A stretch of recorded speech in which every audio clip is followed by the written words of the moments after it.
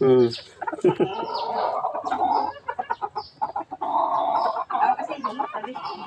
হ্যাঁ ভালোই হয়েছে। দুইটা মরক দুইটা মুরগি, এগুলো খুব শান্ত, এক কোল দূরে যায় তাই না? এগুলো সব পশম নাকি মাংস আছে ভিতরে?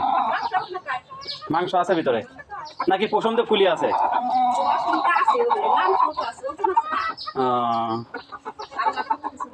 শখের জিনিস। হ্যাঁ, এটা কি মুরগি? আর ওই বড় দুইটা? ও এই বড় দুইটা মোরগ আর ছোট দুইটা মুরগি। আচ্ছা, সুন্দর একটি জিনিস। হ্যাঁ।